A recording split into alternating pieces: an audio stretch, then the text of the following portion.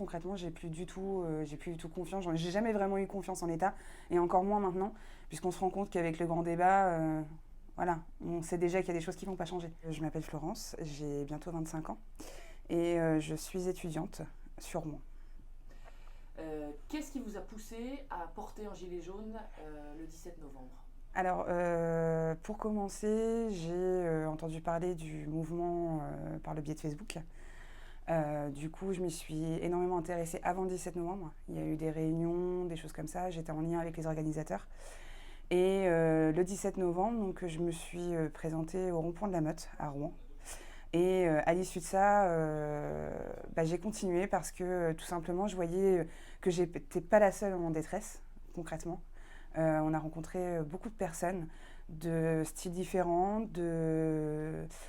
dans une société différente. Et je me suis rendu compte que c'était vraiment la misère en France, quoi. Et qu'on ne le voyait pas forcément. Et à côté de ça, tout ce qui est solidarité, entraide et tout ça, ça m'a redonné un espoir. Et c'est à ce moment-là où je me suis dit que vraiment ce mouvement pouvait changer les choses en France. Ça veut dire quoi en détresse? Alors en détresse, que ce soit financièrement ou même socialement, puisqu'il y a beaucoup de personnes, ne serait-ce que des personnes handicapées, qui au jour d'aujourd'hui sont mis un petit peu de côté par la société et surtout par l'État. Puisque moi-même, je suis reconnue travailleur handicapé pour des problèmes de santé, et on se rend bien compte que tout simplement, l'État ne fait rien, strictement rien pour les gens qui ont besoin d'aide et qui, à la fin du mois, n'ont plus rien dans leur frigo. Vous voudriez quoi? Que l'État fasse quoi? Concrètement, aujourd'hui, je suis dans une optique où l'État doit totalement changer. Je pense qu'on est arrivé à un point où les personnes qui sont à la tête de l'État pensent à eux, à leurs intérêts à eux et à ceux qui ont le plus d'argent, et par contre le peuple, ils n'en tiennent pas compte. Moi, concrètement, j'ai plus du tout confiance. J'ai jamais vraiment eu confiance en l'État, et encore moins maintenant, puisqu'on se rend compte qu'avec le grand débat, voilà, on sait déjà qu'il y a des choses qui ne vont pas changer. Ça, c'est sûr et certain, ne serait-ce que pour le référendum. On a demandé un référendum, ne serait-ce que déjà pour demander au peuple si M. Macron pouvait être destitué ou pas, ou s'il devait rester.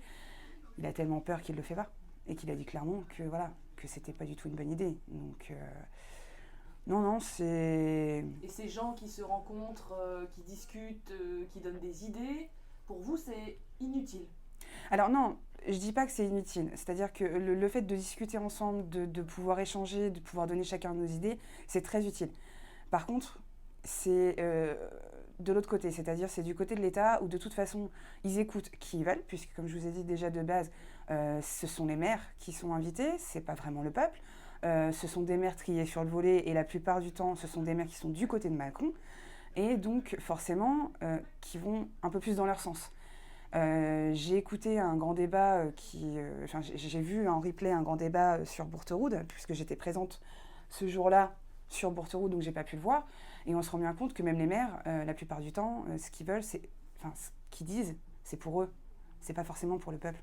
C'est pour leur commune, c'est pour eux. Ok, mais à côté de ça, tout ce que nous, on peut ressortir et ce qu'on peut donner aux personnes un peu plus haut que nous qui peuvent redonner à M. Macron, c'est pas du tout ce qui est ressorti. C'est très très rare d'avoir des personnes qui ressortent vraiment les vraies revendications qu'on a besoin. Mais après toutes ces petites réunions qu'il y a un peu à droite à gauche entre gens, entre citoyens, pour vous, cette parole-là un peu qui se libère des citoyens et ces discussions, elles servent à rien non plus? Ah non, non, ça par contre, voilà, moi je me dis que au jour d'aujourd'hui, si le peuple est en colère et si le peuple est dans la rue, c'est qu'il y a beaucoup de choses à dire et il y a beaucoup de choses à changer. Il faut absolument avoir tous le même discours, mais en même temps approprié à chacun à sa situation. Chaque situation est différente, chaque personne est différente, et je pense qu'on ne peut pas faire du cas par cas, mais en même temps, on peut essayer de regrouper toutes les idées de tout le monde pour essayer de faire en sorte que tout le monde puisse vivre mieux et que tout le monde soit mieux dans leur vie. Et voilà. C'est quoi du coup? C'est une nouvelle république que vous voulez? C'est un nouveau système Je pense que de c'est un nouveau gouvernance? système, oui. Un nouveau système, puisque moi j'ai beaucoup parlé avec beaucoup de personnes, comme François Boulot par exemple, qui est issu de notre rond-point. Et c'est vrai que le référendum d'initiative citoyenne, ça serait quelque chose qui changerait totalement la République, puisque ce serait plus directement des députés, des sénateurs, des choses comme ça qui pourront décider à notre place, ce sera nous. on sera vraiment sollicité pour avoir un avis sur chaque question qui peut se poser. Et derrière, on aura plus l'impression déjà de participer à tout ça. Et là-haut, on va dire, ils verront vraiment ce que c'est que la misère en bas, on va dire, en bas de l'échelle. Et ils prendront plus en compte ce que nous, on vit. Puisque ce sera des personnes... Nous, en fait, on pense que le référendum d'initiative citoyenne, il faut que ce soit fait aussi par des personnes du peuple.